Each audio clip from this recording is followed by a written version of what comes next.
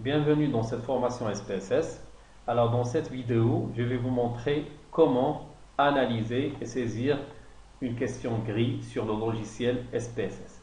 Alors premièrement, il faut faire la différence. Donc une question grille, donc normalement c'est une question multidimensionnelle, c'est-à-dire j'ai une variable, par exemple dans ce cas j'ai la variable satisfaction qui est mesurée par un ensemble de questions, c'est ce qu'on appelle des items.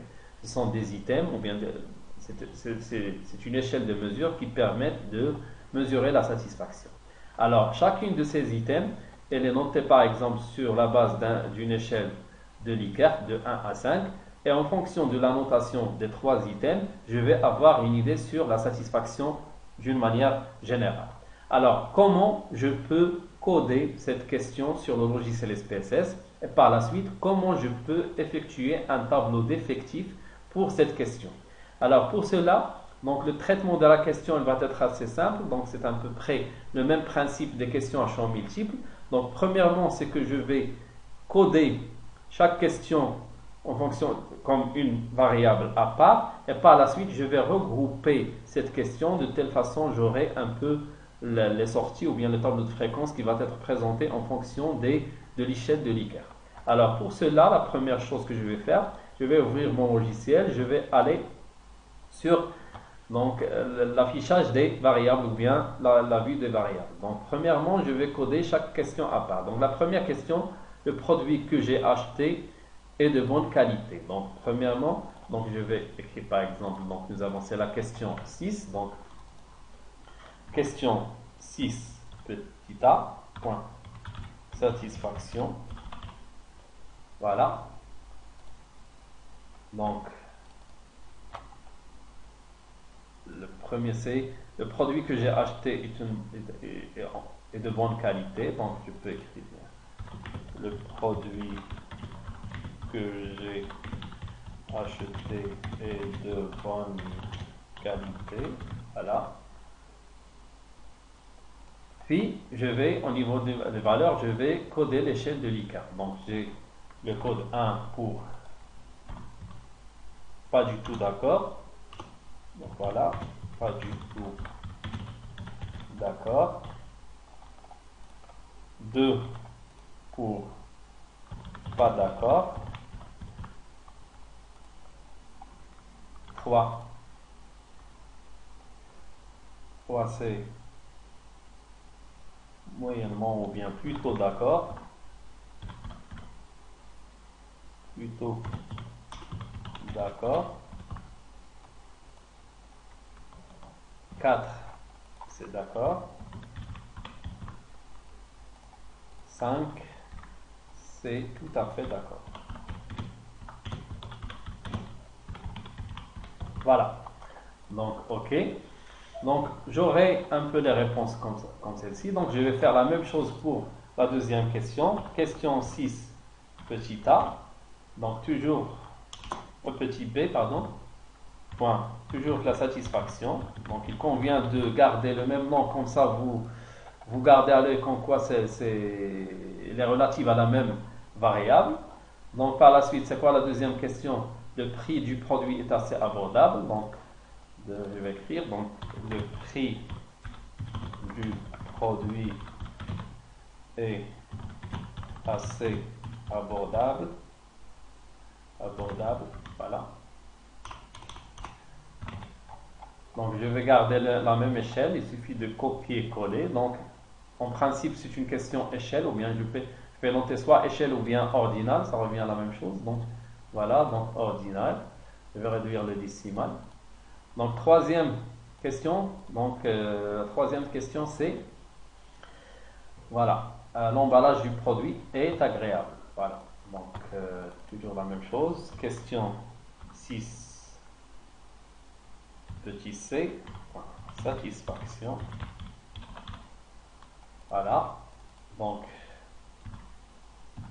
l'emballage du produit est assez agréable.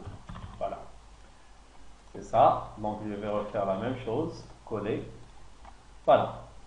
Alors en principe, j'aurai une question qui est découpé en 3 questions. En principe, on va mettre chaque item comme une variable. Par la suite, je vais saisir, par exemple, le code 2, le code 3, le code 4, ainsi de suite. Donc voilà, j'aurai un peu, je vais m'amuser à faire la saisie. Donc pour vous montrer au niveau de l'analyse comment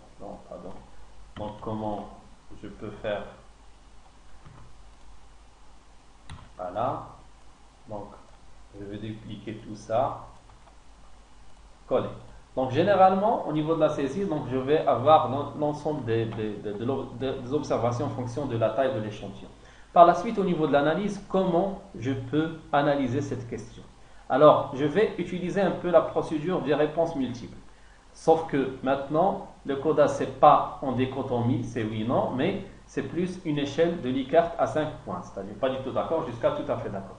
Donc, je vais aller sur le menu Analyse, puis Réponses multiples, puis définir des jeux de variables. Alors, premièrement, je dois regrouper quels sont l'ensemble des items relatifs à la même variable.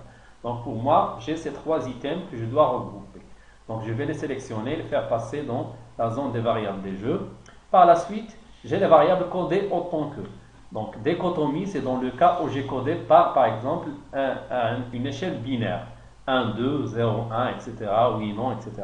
Donc, dans notre cas, nous n'avons pas utilisé un dichotomie, mais c'est plus une échelle de catégorie. C'est-à-dire, nous avons une plage de 1 jusqu'à 5. Donc, la plage, je vais écrire 1 jusqu'à 5. Puis, je vais écrire satisfaction. Satisfaction.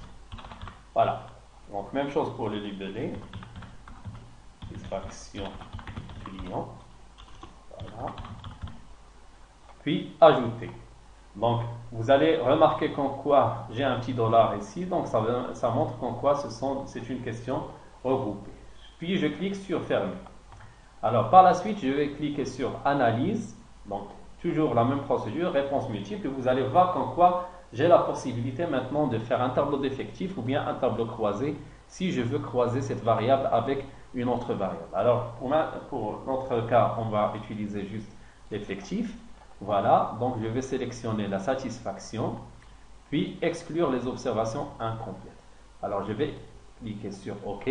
Vous allez voir au niveau de l'analyse qu'il nous a regroupé un peu les réponses en fonction de l'échelle. Il ne nous a pas donné un peu les items, mais il a estimé un peu une classification, bien une mesure de la satisfaction en général sur la base de ces 3 items. Elle vous donne un peu le nombre de réponses pour chaque modalité de l'échelle. Par exemple, nous avons 6 personnes qui ne sont pas du tout d'accord, c'est-à-dire pas du tout satisfaits. Voilà, nous avons 2 plutôt d'accord, 6 d'accord, ainsi de suite. Et nous avons les pourcentages, bien sûr. Je vais travailler avec les pourcentages valides parce que généralement, donc lorsque la réponse est multiple, ça va dépasser le 100%, c'est-à-dire ça va dépasser l'échantillon, la taille de l'échantillon. Donc voilà. Donc j'espère que cette formation vous a été assez édifiante. Donc on se retrouve dans une formation après pour voir comment coder les questions conditionnelles.